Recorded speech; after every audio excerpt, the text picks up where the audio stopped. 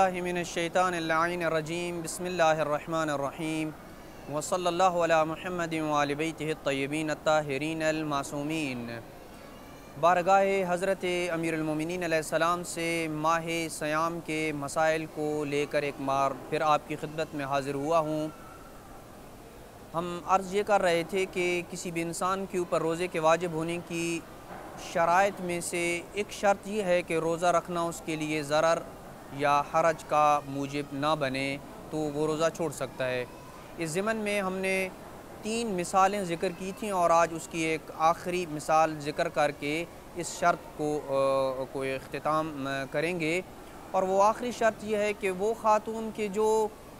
اپنے بچے کو رضاعت کروا رہی ہو اور دودھ پلا رہی ہو، اسے اجازت ہے کہ وہ چند شرائط کے ساتھ روزہ چھوڑ سکتی ہے۔ پہلی شرط یہ ہے کہ وہ اس کا دودھ کم ہو۔ ہمارے معاشرے میں عام طور پر جو خاتون بچے کو دودھ پلا رہی ہوتی ہے، یہ نہیں دیکھا جاتا کہ اس کا دودھ کم ہے یا زیادہ ہے، یا اس کے اندر آنے والی شرائط جن کا ہم ذکر کر رہے ہیں وہ پوری ہیں یا نہیں ہیں۔ بس دودھ پلا رہی ہے لہٰذا جو ہے وہ روزہ نہیں رکھے گی، نہیں، ایسی بات نہیں ہے۔ پہلی شرط یہ ہے کہ اس کا دودھ جو ہے کم ہو۔ دوسری شرط یہ ہے کہ خود اس خاتون کو یا اس کے بچے کو رضاعت کی وجہ سے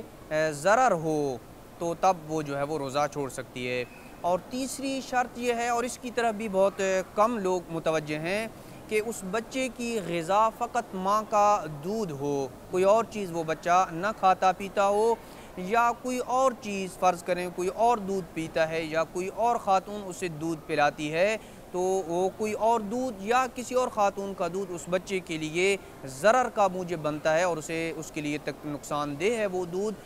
تو اس صورت میں ان شرائط کے ساتھ وہ خاتون روزہ چھوڑ سکتی ہے۔ یعنی دودھ بھی اس خاتون کا کم ہے، اور رضاعت کی صورت میں خود اس خاتون کو یا اس بچے کے اوپر ضرر ہو، اور بچے کی غذا بھی فقط ماں کا دودھ ہی ہو، تو اس صورت میں وہ روزہ چھوڑ سکتی ہے۔ اگر وہ خاتون اپنے بچے کو فرض کریں دن میں 8 مرتبہ دودھ پلاتی ہے، اور 4 مرتبہ وہ بغیر کسی حرج اور بغیر کسی ضرر کے اپنے بچے کو دودھ پلا سکتی ہے، اور باقی 4 مرتبہ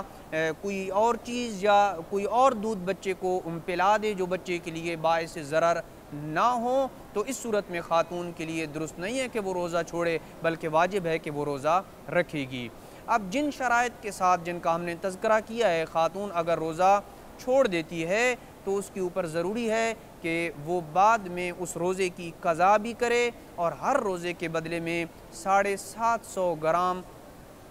گندم یا آٹا وغیرہ کسی فقیر کو دے، اور اس کو فدیہ کہا جاتا ہے، جس کا تذکرہ بعد میں کیا جائے گا کہ یہ گندم یا آٹا وغیرہ ہی دینا ہے، فدیے میں قیمت دینا کفایت نہیں کرتا ہے۔ وصلی اللہ علی محمد وآل بیتہ الطیبین الطاہرین المعصومین۔